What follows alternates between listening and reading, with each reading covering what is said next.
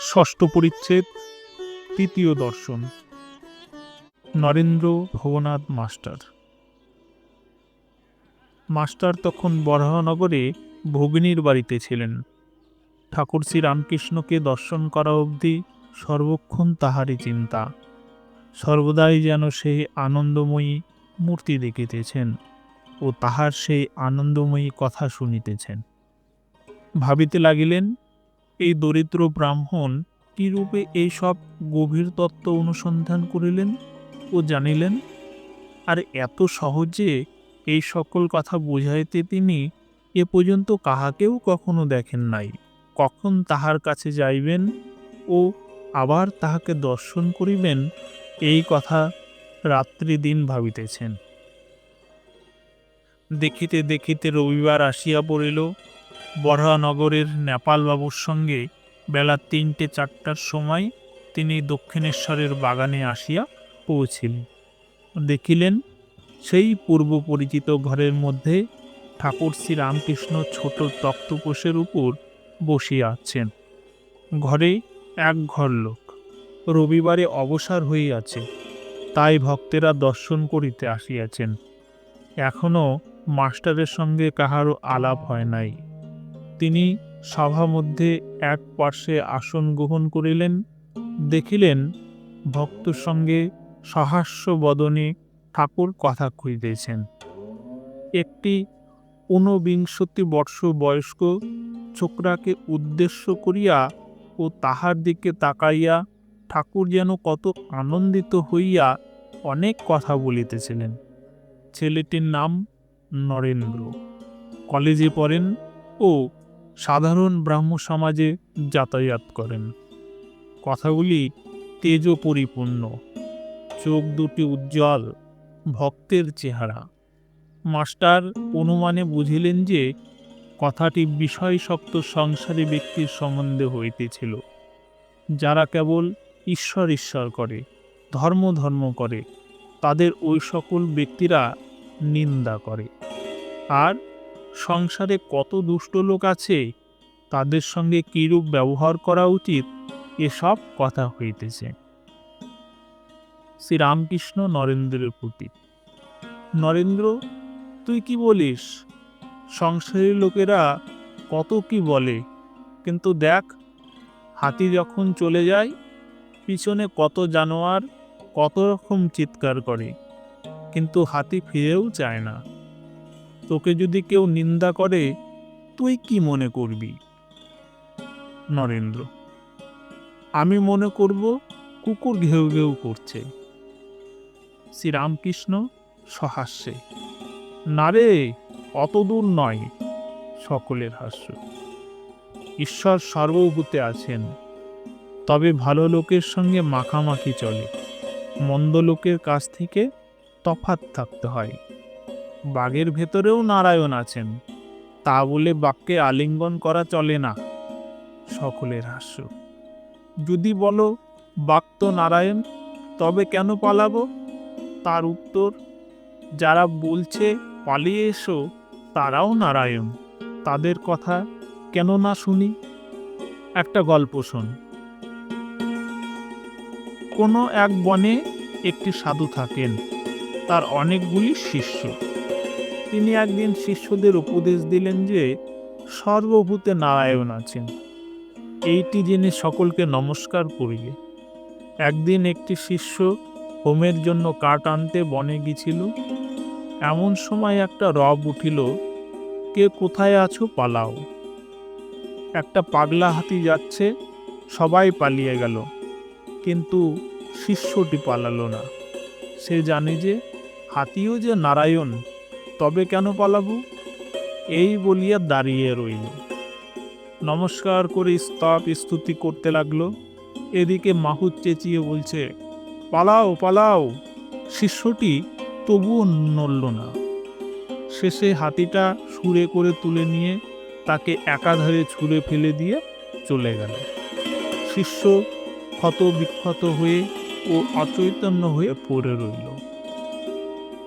এই সংবাদ পেয়ে গুরু ও অন্যান্য শিষ্যেরা তাকে আশ্রমে ধরাধরি করে নিয়ে গেল।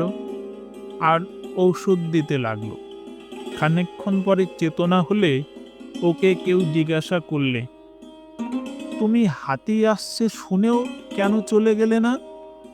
সে বললে, গুরুদেব আমায় বলে দিয়েছিলেন যে নারায়ণই মানুষ, জীবজন্তু সব হয়েছেন, তাই আমি হাতি নারায়ণ আসছে দেখে সেইখান থেকে সরে যাই নাই। গুরু তখন বললেন, বাবা, হাতি নারায়ণ আসছিলেন বটে, তা সত্য, কিন্তু বাবা, মাহুত নারায়ণ তো তোমায় বারণ করেছিলেন। যদি সবই নারায়ণ, তবে তার কথা বিশ্বাস করলে না কেন? মাহুত নারায়ণের কথাও শুনতে হয়। সকলের হাস্য। শাস্ত্রে আছে, অপনারায়ণ জল নারায়ণ, কিন্তু কোনো জল ঠাকুর সেবায় চলে, আবার কোনো জল আচানো, বাসন মাজা, কাপড় কাচা কেবল চলে, কিন্তু খাওয়া বা ঠাকুর সেবা চলে না। তেমনি সাধু অসাধু, ভক্ত অভক্ত সকলেরই হৃদয়ে নারায়ণ আছেন, কিন্তু অসাধু অভক্ত দুষ্ট লোকের সঙ্গে ব্যবহার চলে না, মাখামাখি চলে না। কারো সঙ্গে কেবল মুখের আলাপ পর্যন্ত চলে, আবার কারো সঙ্গে তাও চলে না। ঐরূপ লোকের কাছ থেকে তফাতে থাকতে হয়। একজন ভক্ত, মহাশয়, যদি দুষ্ট লোকে অনিষ্ট করতে আসে বা অনিষ্ট করে, তাহলে কি চুপ করে থাকা উচিত? শ্রীরামকৃষ্ণ, লোকের সঙ্গে বাস করতে গেলেই দুষ্ট লোকের হাত থেকে আপনাকে রক্ষা করবার জন্য একটু তমগুণ দেখানো দরকার, কিন্তু সে অনিষ্ট করবে বলে উল্টে তার অনিষ্ট করা উচিত নয়। এক মাঠে এক রাখাল গরু চড়াতো। সেই মাঠে একটা ভয়ানক বিষাক্ত সাপ ছিল। সকলেই সেই সাপের ভয়ে অত্যন্ত সাবধানে থাকত। একদিন একটি ব্রহ্মচারী সেই মাঠের পথ দিয়ে আসছিল। রাখালেরা দৌড়ে এসে বললে, ঠাকুরমশাই, ওদিকে দিয়ে যাবেন না, ওদিকে একটা ভয়ানক বিষাক্ত সাপ আছে। ব্রহ্মচারী বললে, বাবা, তা হোক, আমার তাতে ভয় নাই, আমি মন্ত্র জানি। এই কথা বলে ব্রহ্মচারী সেদিকে চলে গেল। রাখালেরা ভয়ে কেউ সঙ্গে গেল না। এদিকে সাপটা কণা তুলে দৌড়ে আসছে, কিন্তু কাছে না আসতে আসতেই ব্রহ্মচারী যেই একটি মন্ত্র পড়লে, অমনি সাপটা কেঁচোর মতন পায়ের কাছে পড়ে রইল। ব্রহ্মচারী বললে, ওরে, তুই কেন পরের হিংসা করে বেড়াস? আয়, তোকে মন্ত্র দিব। এই মন্ত্র জপলে তোর ভগবানে ভক্তি হবে, ভগবান লাভ হবে, আর হিংসা প্রবৃত্তি থাকবে না। এই বলে সে সাপকে মন্ত্র দিল। সাপটা মন্ত্র পেয়ে গুরুকে প্রণাম করলে আর জিজ্ঞাসা করলে, ঠাকুর, কি করে সাধনা করব বলুন? গুরু বললেন, এই মন্ত্র জপ করো আর কারো হিংসা করো না। ব্রহ্মচারী যাবার সময় বললে, আমি আবার আসব। এইরূপ কিছুদিন যায়। রাখালেরা দেখে যে সাপটা আর কামড়াতে আসে না, ঢেলা মারে, তবুও রাগ হয় না, যেন কেঁচোর মতন হয়ে গেছে। একদিন একজন রাখাল কাছে গিয়ে ল্যাজ ধরে খুব ঘুরপাক দিয়ে তাকে আছড়ে ফেলে দিল। সাপটার মুখ দিয়ে রক্ত উঠতে লাগলো, আর সে অচেতন হয়ে পড়ে রইল, নড়ে না, চড়ে না। রাখালেরা মনে করলে যে সাপটা মরে গেছে। এই মনে করে তারা সব চলে গেল। অনেক রাত্রে সাপের চেতনা হলো। সে আস্তে আস্তে অতি কষ্টে তার গর্তের ভেতর চলে গেল। শরীর চূর্ণ, নড়বার শক্তি নাই। অনেকদিন পরে যখন অস্থি চর্মসার, তখন বাহিরে আহারের চেষ্টায় রাত্রে একবার চড়তে আসতো, ভয়ে দিনের বেলা আসতো না। মন্ত্র লওয়া অবধি আর হিংসা করো না। মাটি, পাতা, গাছ থেকে পড়ে গেছে এমন ফল খেয়ে পান ধারণ করত। প্রায় 1 বৎসর পরে ব্রহ্মচারী সেই পথে আবার এলো। এসেই সাপের সন্ধান করল। রাখালেরা বললে সে সাপটা মারা গেছে। ব্রহ্মচারীর কিন্তু ও কথা বিশ্বাস হলো না। সে জানি যে মন্ত্র ও নিয়েছে, তার সাধনা না হলে দেহত্যাগ হবে না। খুঁজে খুঁজে সেদিকে তার নাম ধরে ডাকতে লাগলো। সে গুরুদেবের আওয়াজ শুনে গর্ত থেকে বেরিয়ে এলো। ও খুব ভক্তিভাবে প্রণাম করলে। ব্রহ্মচারী জিজ্ঞাসা করলে, তুই কেমন আছিস? সে বললে, আজ্ঞে ভালো আছি। ব্রহ্মচারী বললে, তবে তুই এত রোগা হয়ে গেছিস কেন? সাপ বললে, ঠাকুর, আপনি আদেশ করেছেন কারো হিংসা করো না, তাই পাতাটা ফলটা খাই বলে বোধহয় রোগা হয়ে গেছি। ওর সত্যগুণ হয়েছে কিনা তাই কারোর উপর ক্রোধ নাই। সে ভুলেই গিয়েছিল যে রাখালেরা মেরে ফেলবার জোগাড় করেছিল। ব্রহ্মচারী বললে, শুধু না খাওয়ার দরুন এইরূপ অবস্থান হয় না, অবশ্য আরও কারণ আছে, ভেবে দেখ। সাপটার মনে পড়ল যে রাখালেরা আছাড় মেরেছিল। তখন সে বললে, ঠাকুর, মনে পড়েছে বটে, রাখালেরা একদিন আছাড় মেরেছিল। তারা অজ্ঞান, জানে না যে আমার মনের কি অবস্থা।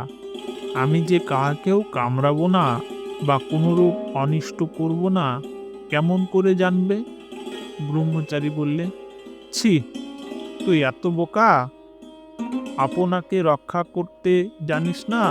আমি কামড়াতে বারণ করেছি, ফোঁস করতে নয়। ফোঁস করে তাদের ভয় দেখাস নাই কেন? দুষ্ট লোকের কাছে ফোঁস করতে হয়, ভয় দেখাতে হয়। পাছে অনিষ্ট করে, তাদের গায়ে বিষ ঢালতে নাই, অনিষ্ট করতে নাই। দুষ্ট লোকের কাছে ফোঁস করতে হয়, ভয় দেখাতে হয়, পাছে অনিষ্ট করে, তাদের গায়ে বিষ ঢালতে নাই, অনিষ্ট করতে নাই। ঈশ্বরের সৃষ্টিতে নানা রকম জীবজন্তু, গাছপালা আছে। জানোয়ারের মধ্যে ভালো আছে, মন্দ আছে। বাঘের মতো হিংস্র জন্তু আছে। গাছের মধ্যে অমৃতের ন্যায় ফল হয় এমন আছে, আবার বিষ ফলও আছে। তেমনি মানুষের মধ্যে ভালো আছে, মন্দও আছে, সাধু আছে, অসাধুও আছে, সংসারী জীব আছে, আবার ভক্ত আছে। জীব চার প্রকার: বদ্ধজীব, মুমুক্ষুজীব, মুক্তজীব ও নিত্যজীব। যেমন নারদ আদি, এরা সংসারে থাকে জীবের মঙ্গলের জন্য, জীব দিগকে শিক্ষা দেবার জন্য। বদ্ধজীব বিষয়ে আসক্ত হয়ে থাকে আর ভগবানকে ভুলে থাকে, হলেও ভগবানের চিন্তা করে না। মুমুক্ষুজী, যারা মুক্ত হবার ইচ্ছা করে, কিন্তু তাদের মধ্যে কেউ মুক্ত হতে পারে, কেউ বা পারে না। মুক্তজীব, যারা সংসারে কামিনী কাঞ্চনে আবদ্ধ নয়, যেমন সাধু মহাত্মারা, যাদের মনে বিষয় বুদ্ধি নাই, আর যারা সর্বদা হরিনাম, হরি পাদপদ্ম চিন্তা করে। যেমন জাল ফেলা হয়েছে পুকুরে, 2-4টা মাছ এমন শেয়ানা যে কখনো জালে পড়ে না, এরা নিত্যজীবের উপমাস্থল। কিন্তু অনেক মাছই জালে পড়ে, এদের মধ্যে কতকগুলি পালাবার চেষ্টা করে, এরা মুমুক্ষ জীবের উপমাস্থল। কিন্তু সব মাছই পালাতে পারে না, 2-4টে ধপাং ধপাং করে জাল থেকে পালিয়ে যায়। তখন জেলেরা বলে, ওই একটা মস্ত মাছ পালিয়ে গেল। কিন্তু যারা জালে পড়েছে অধিকাংশেই পালাতেও পারে না, আর পালাবার চেষ্টাও করে না, বরং জাল মুখে করে পুকুরের পাকের ভিতরে গিয়ে চুপ করে মুখ বুজে শুয়ে থাকে। মনে করে আর ভয় নাই, আমরা বেশ আছি, কিন্তু জানে না যে জেলে হরহর করে টেনে আড়াই তুলবে। এরাই বদ্ধজীবের উপমাস্থল। বদ্ধজীবেরা সংসারে কামিনী কাঞ্চনে বদ্ধ হয়েছে, হাত পা বাঁধা, আবার মনে করে যে সংসারের ওই কামিনী ও কাঞ্চনেতেই সুখ হবে। আর নির্ভয়ে থাকবে, জানে না যে ওতেই মৃত্যু হবে। বদ্ধজীব যখন মরে তার পরিবার বলে, তুমি তো চললে, আমার কি করে গেলে? আবার এমনি মায়া যে প্রদীপটাতে বেশি সলতে জ্বললে বদ্ধজীব বলে, তেল পুড়ে যাবে, সলতে কমিয়ে দাও। এদিকে মৃত্যুশয্যায় শুয়ে রয়েছে। বদ্ধজীবীরা ঈশ্বর চিন্তা করে না। যদি অবসর হয় তাহলে হয় আবোল তাবোল ফালতু গল্প করে, নয় মিছে কাজ করে।